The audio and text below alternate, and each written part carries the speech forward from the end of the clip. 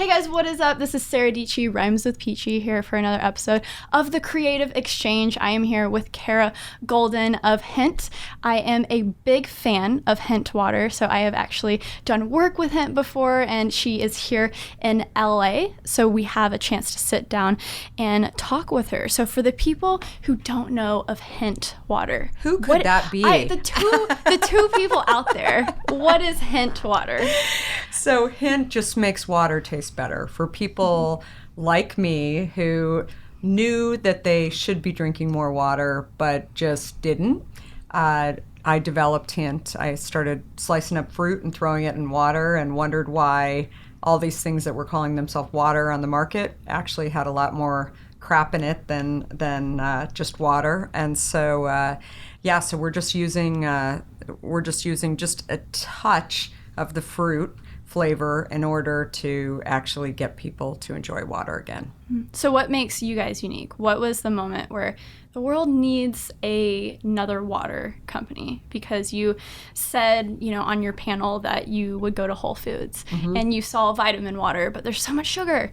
So what makes Hint stand out, and why is it a healthier alternative? So ages ago, I used to drink diet soda, and I was thinking that the word diet actually was better for me. And then one day, I started looking at, I thought the diet was better for me, but what else do I think is actually better for me? And I made a list, and I wish I would have kept the list, but I made a list that was like low fat, water, chicken, fish. I started really making this list of, if I do all of these things, put all of these things in my body, then I'll be healthy, right? Mm-hmm. I'll work out and then I'll do all of that, and then for sure I'm going to be healthy.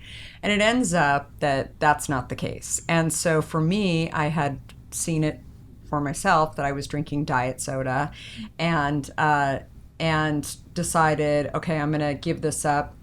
Maybe only for temporarily, but for, a few weeks, I'm going to see what happens. And I gave up diet soda and started drinking plain water. And what I saw just by making that shift was I lost over 20 pounds. In 6 months, I lost over 50 pounds. And I had really bad skin. I was, suddenly in 6 months seeing what I couldn't do with antibiotics or anything from the dermatologist or any great skincare products.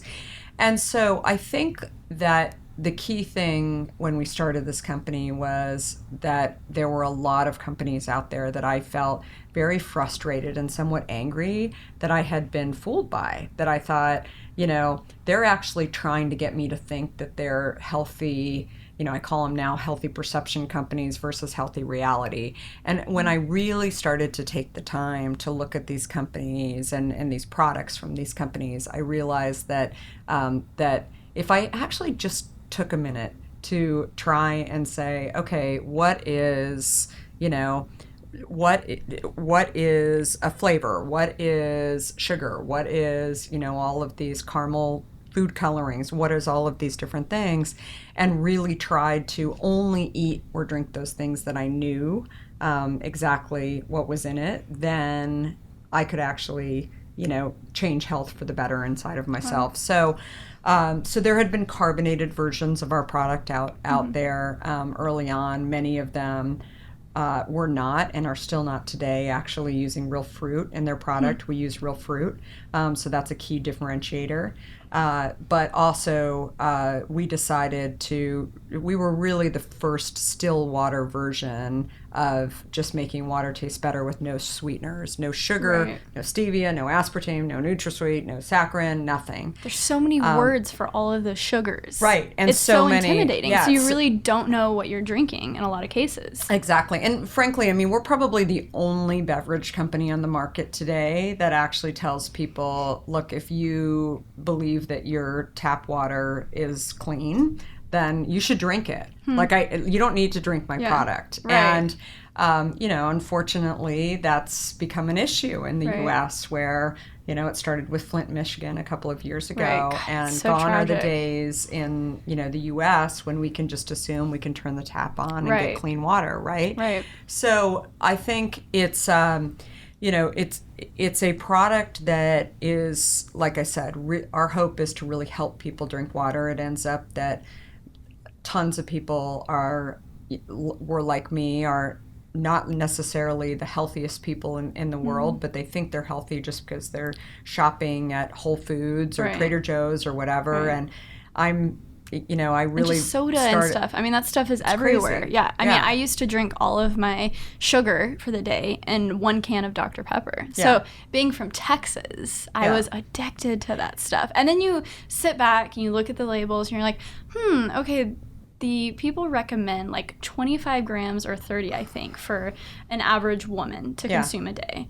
I just drank that in Dr. Pepper. Yeah, totally. And I don't know about you, but I used to say to myself, I mean, Diet Coke was like my best friend. Right. I used to It's say, like, it's not real sugar. well, it's actually made up of water, so it'll be fine. It'll keep me hydrated. I grew up in Arizona where, like, I should have been super hydrated and wanting to drink water, Right. but I was just kind of like, water's so boring. And Right. But I found that if I started, like, putting some fruit in it, that it would make such a huge difference. I mean, to your point too, I mean, the sad thing is that I think that there's so many things. I mean, these large companies in particular spend so much time and effort and research and money actually trying to trick the consumer. So I would say that, I probably spend 20% of my time these days, not just, running the company, but another 20% actually lobbying for people to really consumer advocacy, for consumers to be able to. I believe that if a consumer buys a product, that they should actually be able to know what they're buying.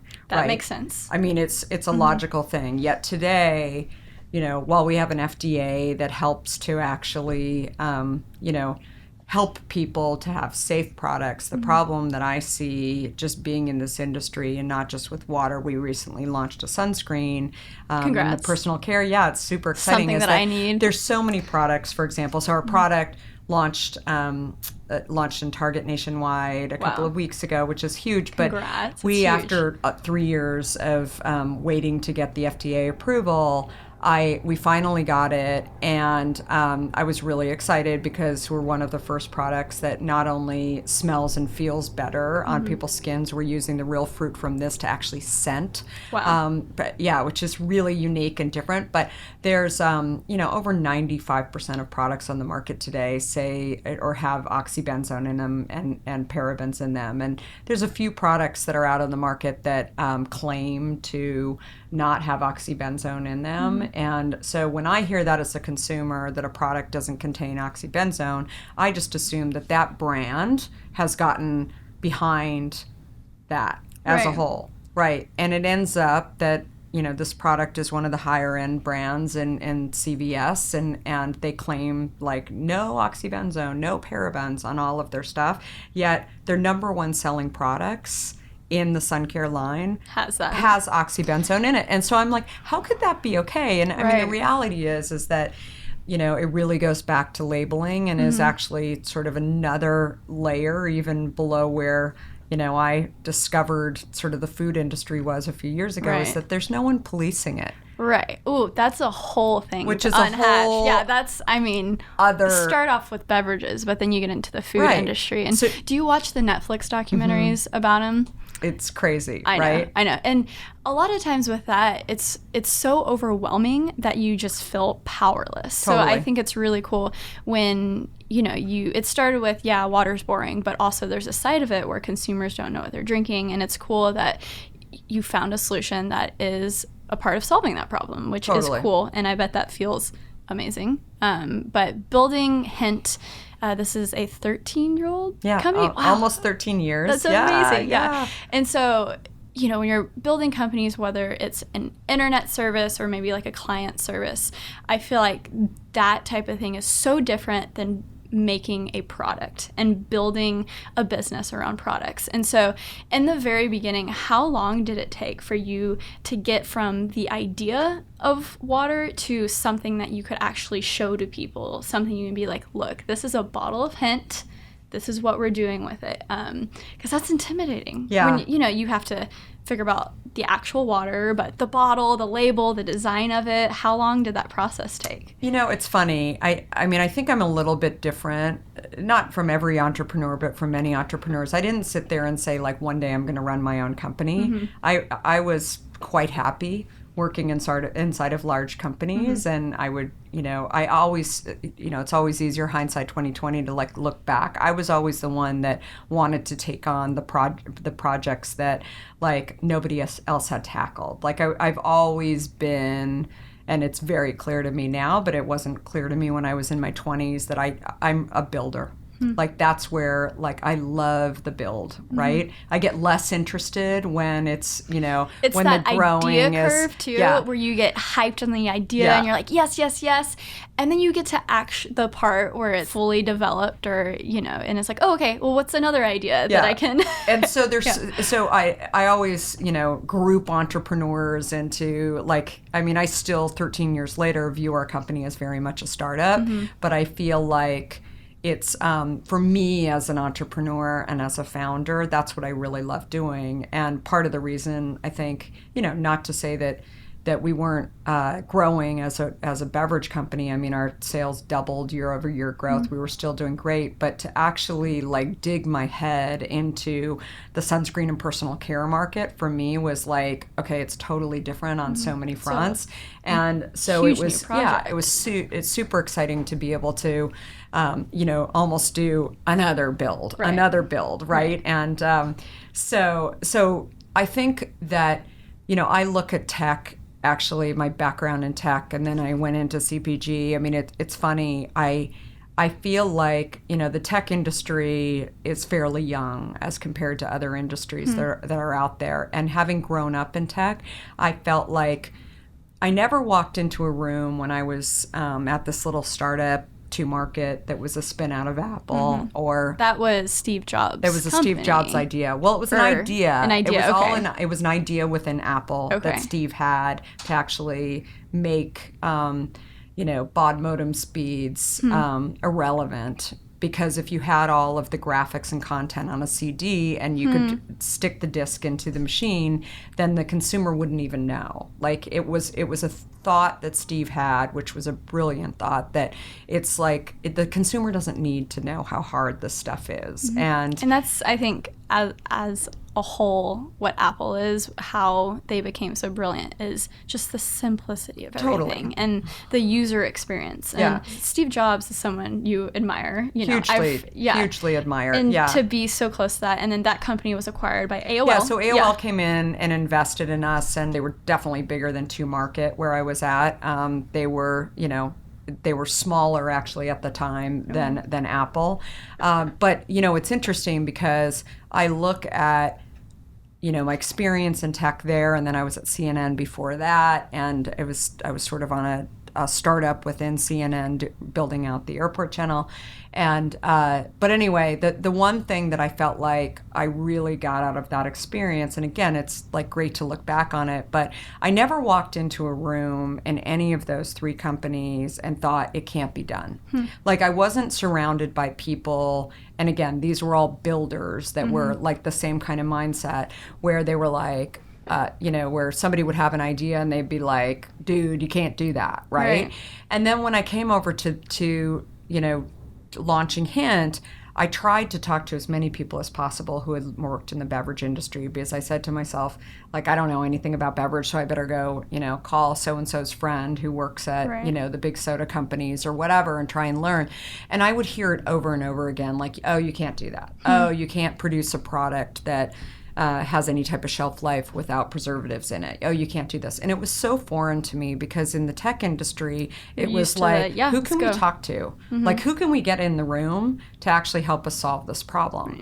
And so it was a great launch pad for when I came to launch Hint, and I'd be dealing with our bottler, and he'd say, no, you need preservatives in your product. And I had an idea that I want to launch a product with real fruit and also no preservatives in it, and they would say, oh, that's impossible. And I kept saying, why? Yeah. And because that's what I Keep learned. asking why. Keep Yeah. asking why. And that impossible. Ugh, Right? That just makes me like cringe. Yeah. And frankly, like I think it was very, very depressing to me for the first year because I'm like, I don't know if I want to go into CPG because everybody's like telling me no. And maybe they know because they've been in the industry for so long. What does that stand for? CBG? CPG. Consumer packaged goods. So I kept thinking that, you know, maybe I don't want to be in this industry. And then I thought, well, I think differently. And so maybe I'm the one that actually needs to go and launch this shake company it up a around bit. differently and do things differently too. And so I, you know, I really believe that a lot of the culture and the ethos and lots of things that are super important to any startup. You know, you have to have a great product or service, but I also think like bringing in people who think, you know, that in thinking not like you do necessarily, but think with a can-do attitude and just go do it sort of mentality is very, very important. And I think that's really cool that you had that experience, you know, AOL, CNN, you were working with people and you had structure around you. So when the time came to bring in people at Hint and add structure into your company, that wasn't foreign to you. Yeah. I know for me as someone who, honestly, I've pretty much worked for myself, like my entire life. I mean, I'm 23. I got some years to live. But that's probably the wall that I hit the most is, okay, how do I scale me? And how do I reach out to people to help me with what I'm growing and let go of things? Yeah. And so I think that's when, you know, very clearly you are an entrepreneur, but I could see that being so valuable, like your work at AOL and all the other places, because that's so important. Yeah. That is so important. Well, and there's no rules to say, I mean, just as an example to you, I mean, there's no rules to say your business is doing amazing and you're doing lots of great stuff, but it's not to say that you couldn't go inside of a company and then, like, that doesn't mean you failed, right? Like, Julie Rice, one of the co-founders of SoulCycle, I just read that she just took a job at WeWork as their chief creative officer. Wow. And so when I talked to Julie about a year ago, she was saying, like, you know, I've founded this great company, this movement, right, where like people are, you know, on board, and I don't know what I want to do now because I don't necessarily have the next big idea like SoulCycle. So what do I want to do? And you know, I was a little bit surprised when I saw that she took this role at WeWork, and I've been thinking about it over the last 48 hours. I'm like, no, it's really cool. Yeah. Like, it actually says something about WeWork that, you know, they wanted to inject something that Julie had. And, cool. You know, and it's not to say that Julie's going to, I mean, maybe she will sit there forever, but it's not to say that she's going to, you know, sit there forever either. No she rules, may need to, you know? There's no rules around it. And so I think that's, I mean, that's a really good point. I would say, too, that as I was starting to build Hint, too, that people, I mean, still 13 years later, people from my former companies, from Time, from CNN, will, like, call me, and they're like, oh, my God, I just heard, like, this is your company. That's so cool. And they'll call me, and they'll, you know, want to do partnerships with me. Right. They want to, you know, and so I think that's, you know, that it's definitely a network that is, you know, helping me think about things and do things and yeah. That's cool. Yeah. So from the moment that you were in Whole Foods and the dude was like, you should make this company, you know, I think that's a really fun story, did you raise capital in the beginning, or was it bootstrapped, or what was the first legit meeting? Was that like a year later? Was that 2 years later? Yeah. Were you making Hint at your house? So it's a funny story. I mean, we had saved some money. We had, meaning my husband and I, so we had a million kids. We had 4 kids. We had 3 kids at the time, and we had saved some money from AOL, and my husband was at Netscape, and so we like didn't even think this was a company. This was like this harebrained, like, go to Vegas kind of idea that we just thought, like, oh my God, it'd be so fun just to get a product on the shelf at that our favorite market, Whole Foods. And people were like, wait, what are you doing? And we're like, oh, like, we're just like delivering cases to Hint, but that's not really our company. Like, so people were, I was still interviewing for jobs. Wow. And then I would, you know, get close to,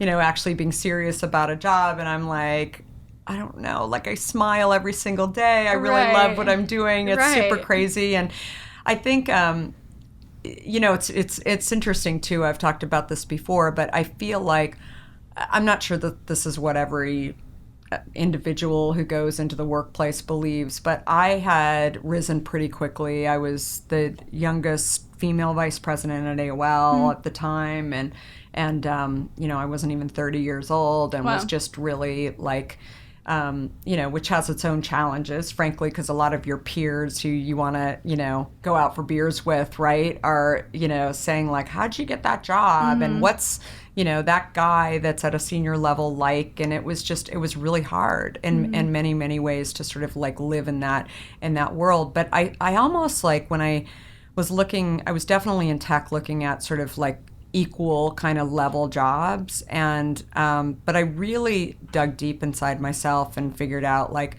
who am I as a person? And I didn't sort of get off on like saying, oh, I manage 200 people. Like it was kind of like a check mark versus actually saying, okay, now I want to go manage 500 people. Right. Like it was just not what sort of made me, right, in my mind. And so I really believed like titles, and still believe today that titles are irrelevant. I mean, I just don't really, I think that it's like the wrong thing to focus on. And when I'm mentoring people today, I'm always like, forget about that for a minute. It's like, are you going to learn from people? And are you going to be able to smile every day and want to go into work and work on something that you're really passionate and really believe in? And so when I was starting Hint, I mean, it was really, all of a sudden I saw this industry, soda and CPG and distribution and bottling and all this stuff. And I had no idea about it. And all of a sudden I was like, I had babies on one hand that I was trying to deal with. And on the other hand, I'm like looking up and I'm like, wow, that's so crazy that I've been sitting here trying to Google like bottlers all along, and like the terminology is co-packers. And I had no idea that these are called closures and not caps. I'm like, cap manufacturer, Wow. nothing's coming up, right? And so I was just like, I got a lot to learn, right? Like, and I wasn't in a hurry, Right, like right. either, because I was just enjoying the ride, Exactly. right? Like I was just like, that's so cool. So I guess what I'm trying to say is, when you're working in a business where, you always, where you feel like you actually understand like everything that you need to know. And I say this to people who work at Hint too, that venture out a little bit internally and figure out what else you don't know, because especially when you're in a company where, always be learning, right? And because at some point, and I don't know what the timeline is, it's different for everybody, but once you totally know what you're doing and you feel like you're an expert, I feel like your days are numbered for yourself. Like in Right. terms of like something happens, like either you're, bored, or you're not happy, or you're just like, what am I doing every day? And it's really It's dangerous when you start to get bored. when you get bored, right? Yeah. And oftentimes you're bored because you're not learning, right? And so that for me was like such an important aspect of this, that it was like, people are like, I can't believe that, you're very marketable. Like, how come you didn't like go into tech and go do, and it's not that the jobs weren't offered. It was just like, I don't know. Like, I just really want to do this. And I also felt like, and this is a lot of what a lot of entrepreneurs like yourself also feel this way too, that if I didn't do it now, when was I going to do it? Exactly. And so that was like something else that I was really feeling. And so anyway, going back to your original question about fundraising, so we didn't even think it was a company, so therefore we didn't think like it was appropriate for us to go out and raise money. And so friends were like, oh my God, I love your product. Like, we started in our garage in San Francisco, wow. and like there was a school that a lot of my friends' kids went to. And Did you open up right a across Hint the street. stand instead of like a Well, lemonade no, but we stand? opened the garage door, and then people would like drop their kids off at school, and then they go on a walk, and they're like, oh, can we try Hint? And but I mean, at that time, like, we didn't have the whole thing figured out. Like, it was like, Right. I mean, we were, there's, very similar to Steve Jobs, and I think in many ways we are, like, this is a much more difficult product to actually produce than the consumer needs to know about. Right, So, right. so we, initially hadn't figured that out, but I really wanted to get it on the shelf to make sure that consumers actually wanted the product. Right. And, I certainly wasn't going to launch a product that I thought people could die, or I was positive people weren't going to die. Right. It wasn't going to poison them. Right. But the taste would vary based on, the process we were using was cold fill versus what we use today. We pasteurize the product, and it's a hot fill product. So, but it's not a straight shot of heat either. We use varying shots of heat within the product. And so again, like when we first started, we felt like consumers were coming to us, and it was like we didn't have a consistent product. We, weren't really sure kind of how long we could get the shelf life to.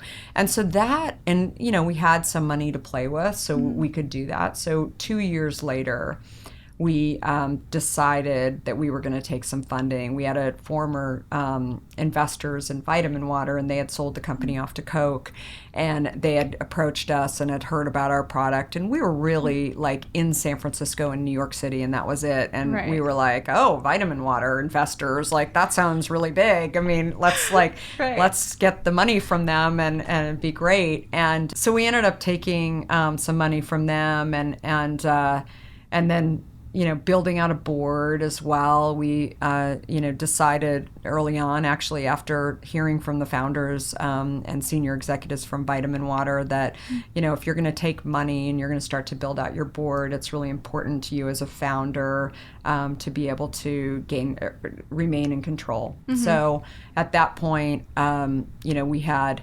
the first investors wanted to take 2 board seats, and I was taking a board seat, and my husband was taking a board seat. And so that kept ringing in the back of my head saying, well, we need to have 3 board seats in order to do that. And so we had a guy actually that we knew through our kids who was at Google, and we were giving, or not giving, they were buying tons of Hint at Google. And he was like, oh, every time I go into the office, I see you guys, and sort of tongue in cheek. And he said, let me know when you guys are interested in making or taking investments. And so we approached him and we said, listen, we were just wondering if you'd be interested in investing. And then also we really need somebody to kind of balance us out. I mean, myself being on sort of the marketing and sales and product development side. And then my husband was an intellectual property attorney. He's kind of a techie geek, had, sort of that background. And we really wanted somebody who had a lot of finance experience to sort of sit on our board and make sure that, we were doing everything right from a financial standpoint. And so his name is Julio Pogarovic, and he ended up joining, not only investing, but also joining our board. And so that was about 10 years ago. And then actually, after a couple of other roles at great companies like Quantcast and Dataminr, he approached us last spring and said, hey, listen, I've been on your board now for 10 years, and I know you guys really well, and can I actually come inside your company and be your CFO. So he's our CFO. That's so fun. Yeah, we've known him he's seen us through all kinds of waves, right? And seen lots of stuff, but really knows us. And so that is still the board today. We've added lots of new investors along the way. I mean, the one thing that I'll say is, as we grew in Silicon Valley, we started out in tech, like the Googles, and then became the Facebooks and lots of other Skypes and of the world. And then a lot of venture capitalists actually had our product in their office too. They'd be at their companies. And that's what's cool about actual products, because I was sitting there, listening to your panel, and so many people had Hint in their hands. Yeah, and everybody. Yeah, it's really cool to be at an event or just be a company with a product that you can go to an event and see the people you're talking to or interacting with your actual product. Yeah. And it's weird that I'm emphasizing that so much, but as a person who just makes content and is always it's physical, all of my ideas outside of merch, I feel like, are just internet based. Yeah, and I put them on my phone cases when I don't have it. Yeah, lots of people are like, oh, Sequoia has your product in their office, and and you should reach out to them. And early on, I reached out to them, and some of them reached out to me, and they said, let's sit down and talk. We love your product, we love the mission, we love what you're doing. We drink a ton of it in our office. And none of them wanted to fund the company. Interesting. And so and even when we decided to launch our own direct to consumer side of our business, which was very much like the subscription business and e-commerce businesses out there, they were like, it just makes us really nervous. Like, it's a beverage company. It's not really what I know. And so I always tell entrepreneurs today, it's like what I've learned about, whether it's venture, private equity, or even individual investors, is they may not tell you this, but they invest in what they know. And so while it's really interesting to, go and see the other side and kind of hear what people are doing. I've actually, and I've said this to many venture capitalists along the way, like the likelihood of, some of these Silicon Valley venture firms actually investing in a company like ours, especially, when we were really not even doing e-commerce at all, was very minimal. Right. Because they just didn't know it. And unfortunately, a lot of them, people won't tell you what they don't know, right? And they won't tell you that their confidence is like really low. Like, they want to meet with you because they love your product, right? And they like you and everything, but they're not. But at the end of the day, like, things would come up, like afterwards they would say, okay, we're not going to invest. And I was like, can you give me some feedback? Like, why you're not going to invest? And they were like, we're just really worried about Coke and Pepsi.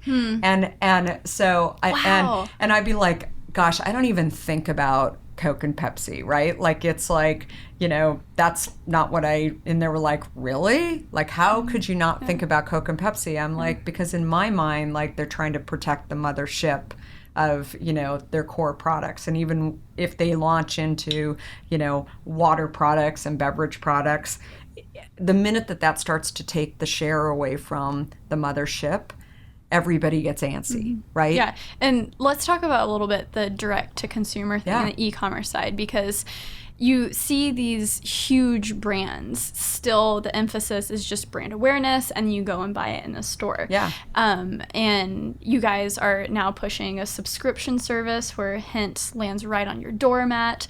And that's cool, but that's different. Yeah. People aren't used to ordering beverages to come right to their door.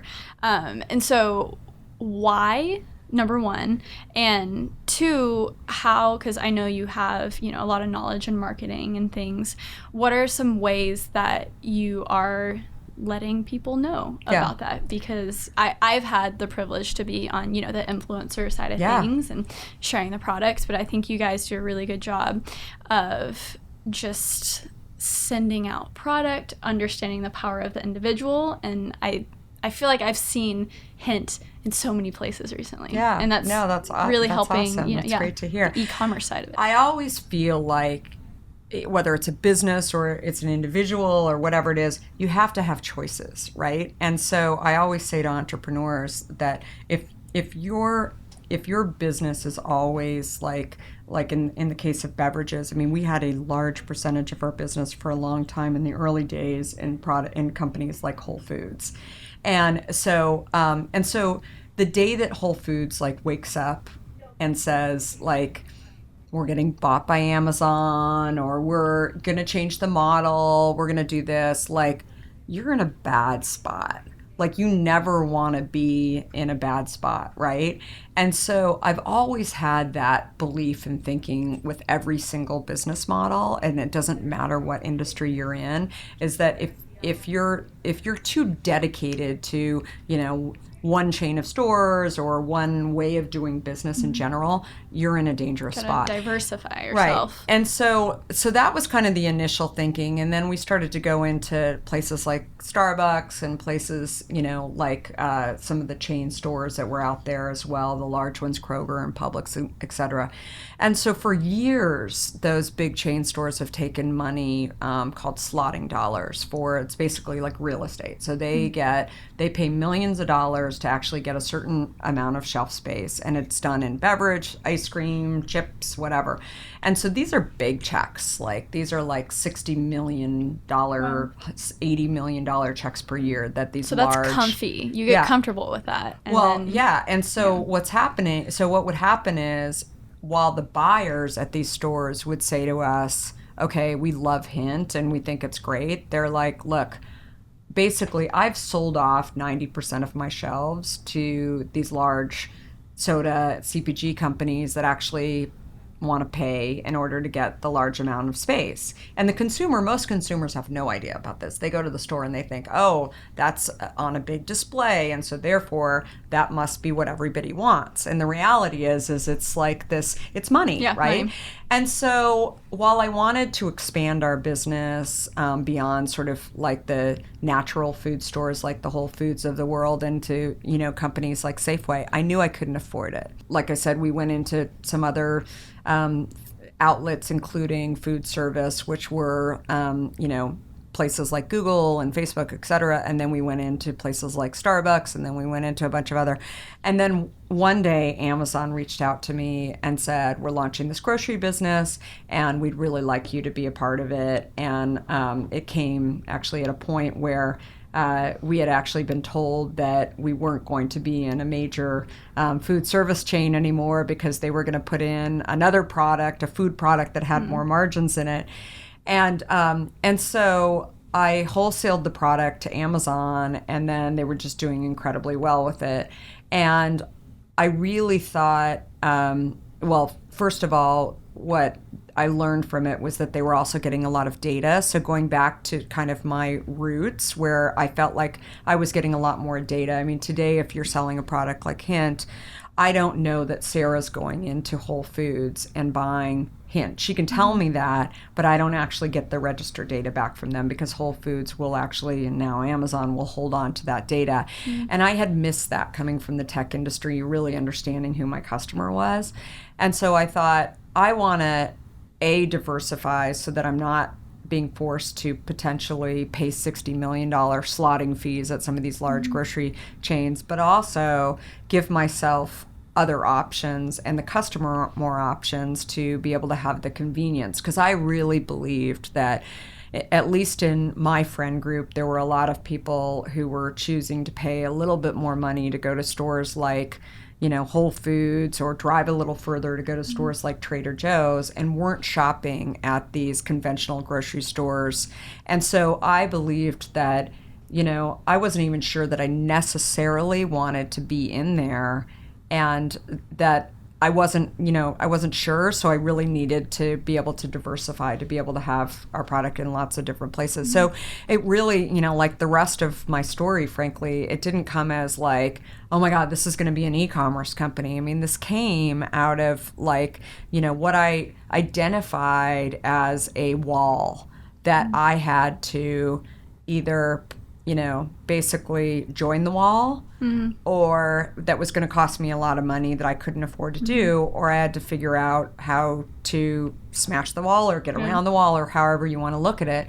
And, you know, it ended up to be an amazing decision. I mean, it ends up that I was right, that the consumer really wants the convenience of ordering cases and having them delivered to their home. But it's funny, I mean, it's we've never done any sort of traditional advertising like billboards or any type of, you know, typically you put like 30% of your marketing dollars into like a traditional marketing and advertising campaign. And, you know, we do so much in ads now online that is really headed towards our, you know, direct-to-consumer e-commerce business, subscription business. But we know that there's a lot of people who see those ads who still go to Whole Foods, still go to Safeway, still go to Publix, and they see a bottle of Hint, or they see it on, you know, special, and they're like, oh, I'm going to load up my cart. Exactly. But I think that, you know, it's really being a brand that is kind of understanding lots of different industries and sort of where they've been and where they're going, and then also hedging your bets. That's good. Yeah. Yeah. So we're going to bring it all the way back to when you graduated college. Yeah. And so you told me a funny story of how you had $1,000 to your bank account, and you... Oh, if that. Yeah, I mean, barely. That's generous. And then you just started applying to jobs. And how many jobs did you apply for? Because I remember the number being around like 50. Oh, it was even higher Was than it that. higher Yeah. than that? So where were you at Life during that time? Yeah, And so- why did you decide to just go and apply for all the things? So it's a crazy story. I was living in Arizona. I went to Arizona State University, and I was waitressing while I was in college. And these guys used to come in to the restaurant, and these like three guys always came in, and I knew they did something in like entertainment, but I wasn't exactly sure what they did. And it was a place called Teepee that is like still the best Mexican food. Like I crave it in Phoenix. It's awesome. Don't you miss And that? Because I as know, a Texan, I know. Yeah, there's certain the places. best Yeah. Tex-Mex, You and you I have to know? talk about that I because know. I'm still I do that to myself all the time. But anyway, so they would always come in, and then when I was getting ready to graduate, everybody was saying like, "Oh, what are you going to do after you graduate?" And a lot of my friends were taking jobs like on ASU's campus. There were lots of, at least in my mind, there were lots of like consulting firms that came on campus and like finance firms and I just, and pharmaceutical sales. And I just didn't want to do any of that. And some of my friends were doing those different roles. And I'm like, well, what am I going to do now? And I said, I'm not sure I'm going to stay waitressing in Phoenix, but I might. Like, I really liked it a lot, but I'm like trying to figure out. And so I was saying to these guys, I was being very inquisitive with everyone I ran into. And I'm like, so what do you guys do? Like, you're in here all the time. And they're like, oh, we shoot films. And I'm like, oh, like, in Phoenix, in Scottsdale, like you shoot films? And he was like, oh yeah, there's tons of films. And I was like, oh wow, like do you work for a studio or what do you do? And they said, no, we work for Anheuser-Busch. And I was like, oh wow, really interesting. Like, so Anheuser-Busch shoots movies? And they were like, no, we're part of the product placement. So Wow. Anheuser-Busch puts product on movie sets, and so we actually are sitting on the movie sets and making sure that the product is actually being treated properly, so that it's not in a situation where the brand is showing and some bad thing is happening in these movies. And I was never like, thought of those types of jobs. totally. I mean, No, that is and crazy. I was like, whoa, that's so That's a crazy, thing. right? Like that's a thing. And they said, oh, you should come interview with us, and I was like, yeah, that sounds awesome. And so they said, let us know when you want to come to LA. And then another person came into the restaurant and said, oh, I have this vacuum cleaner company, and they used to winter in Scottsdale. And I was like, oh, like, what vacuum cleaner company is it? And it's in Chicago. And they said, oh, you should come and interview us, like with us. And I'm like, oh, I don't know that much about vacuum cleaners, but wow, it sounds really cool. I'm going to go do that. And so anyway, so this started happening, and I finally said, okay, I need to pull the trigger, and actually right when school ends, I need to actually go out and interview. And so I went to a travel agent. This was back when there were actually travel travel agent? agents. What is I a know, travel on the corner. agent? I know. And so I went to a travel agent and I said, okay, so I want to go from Phoenix to LA to San Francisco to Chicago to Boston to New York and back to Phoenix, and all one ways. And I want to do it over a month. And then I might end up like eliminating some legs, but can you just price this whole thing out for me? And I'm kind of flexible on the dates and whatever. And so she called me at home and she said, okay, it'll be $472. And I'm like, What? Wait, so tell me the itinerary. And so she told me, and I was like, yeah, that's correct. Are you sure? Like, it's $472? And then I was like, okay, well, here's my visa. Yeah, and hurry. so, like, hurry, ticket it. It's all ticketed? Okay, it's great. I'll pick it up tomorrow. And then I told my roommate, I'm like, Oh my goodness. I don't know what happened, but I was just like, this is so crazy. And my roommate was like, oh, it's probably not like gonna happen. She probably forgot one of the legs, right? And so I got in there, and sure enough, my ticket's like all set. Wow. So I took like the next couple of weeks and just like wrote a ton of letters. This was before the internet, and wrote a ton of letters and sent them out, and then just followed up with a phone call. And I had actually, when I started, I probably had close to 30 interviews before I left to go. I can't remember. I should have written all of this down, but I can't my remember goodness. exactly how many. But so then when I went to LA and I interviewed at Anheuser-Busch, and I thought, oh wow, this is a really cool opportunity. And then they're like, so what do you want to do? And I'm like, can I be honest with you? I have no idea. Like I really, like, I'm just graduating from college, and I met these three guys who are executives at Anheuser-Busch, and they were telling me about it, and I'm just like using the next month to really understand what I want to do. And they're like, what do you mean? And I'm like, oh, well, I bought this ticket. It was $472. And like, I'm telling the whole story.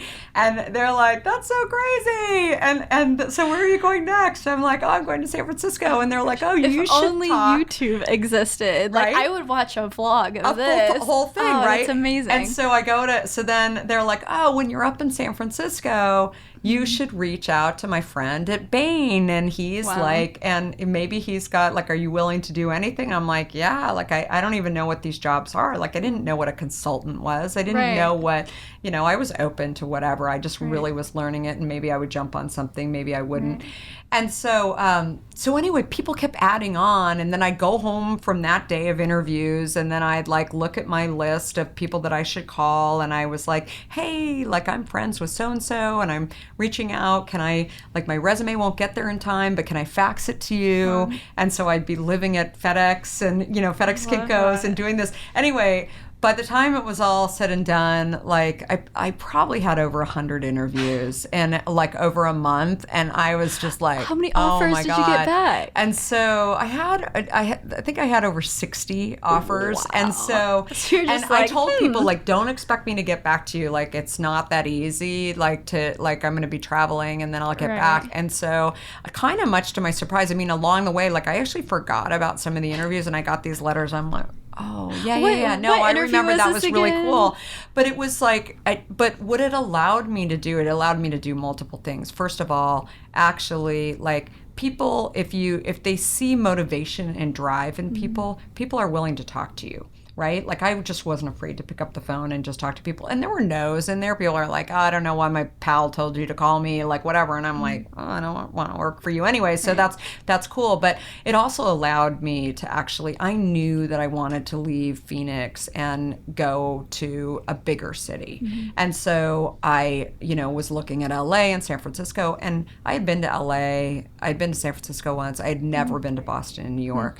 And so I also lined up, like, staying with friends in all of these cities, and like friends' parents. Like, I had enough budget where, like, I would know, like, You made when I it left, work. like, I bought them a plant and like left it That's on amazing, there and yeah. wrote a nice thank you Yeah. note for having me. Like, I had, definitely was like concerned about that. But the other thing it really allowed me to do was just like have confidence in myself, because I didn't have friends that I could like sit there and say, well, what did you think about that company?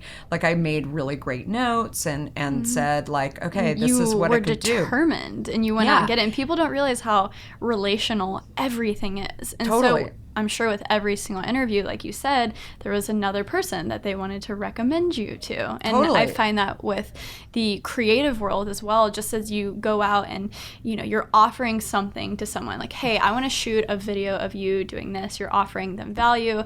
And there's always something in return of like, hey, let me connect you to this person who I Totally. think would be perfect for this next project you have Yeah, going and on. some of them aren't, right? Yeah, like, yeah. some you're like, I don't know where but that, it's just like, it's but they tried. all about just getting Right. out there and getting out there and doing it and showing that determination. Yeah, no, Which is definitely. And you huge. never know where people end up, like showing up either. I mean, I remember I was speaking a few years ago at a United Nations Women event and met this like really cool woman. And then I was at my kids' high school play the other night, and then she's like, do you remember me? Like, we had this great conversation. I was like, oh my God, like, that's so crazy. And then she said, oh, I'm doing this conference in Silicon Valley that for women, and the UN is involved in it, and I'd really like to get The you world is involved. so small. Right. And so that's Yeah. be nice, be helpful, like, and I was really, I tell people,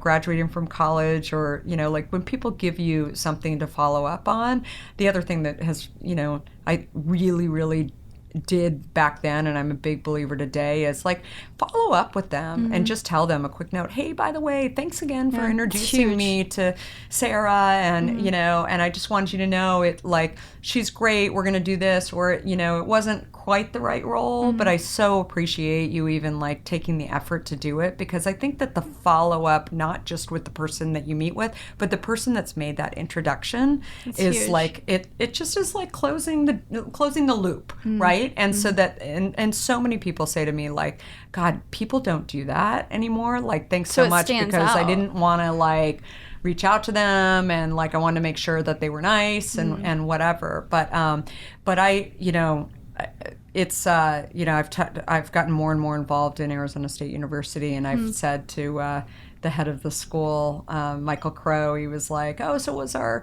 the career development center super helpful to you?" And I'm like, I don't know if I'm supposed to say this, but it wasn't that there was anything wrong with it. It just wasn't me, right? And so I think that, but I really believe, like, you know, if you want something, you just gotta go out and get it in every aspect of life, right? And that was the same with me when I wanted to go and find a job. Like, I wasn't sitting here saying like, oh gosh, when's my school going to come up with the right job for me? Taking like that initiative. Yeah, and it's going like, and doing it. you know, and be willing to take little steps along the way and trying things. And it doesn't mean that you have to, you know, go out and right from college go and get that perfect job too. Like I always, you know, tell people as well that it's like find a company, find a leader, find somebody find something that you believe in, and go join it, and let your brain just kind of incubate there for a while to figure out like what you like, what you don't like. And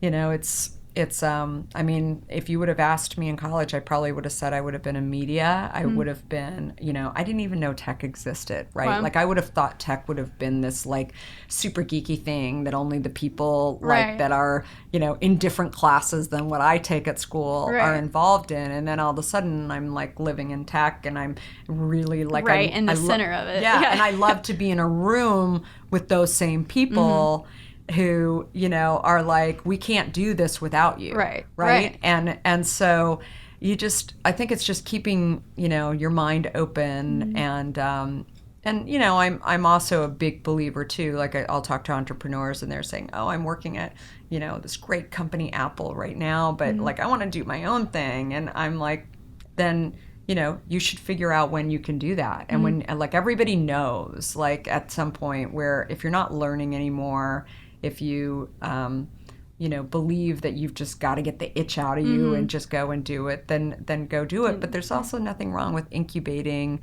you know, something on the side to actually test the concept. The side hustle. While you're like actually making money. Because I think that, you know, gone are the days for entrepreneurs where if you actually need to go out and raise money, I mean, it used to be like, I've got to quit my job and then I've got to invest 100% of my time in this concept that, I mean, I might tell everybody that's going to work, but I don't even know if it's going to work.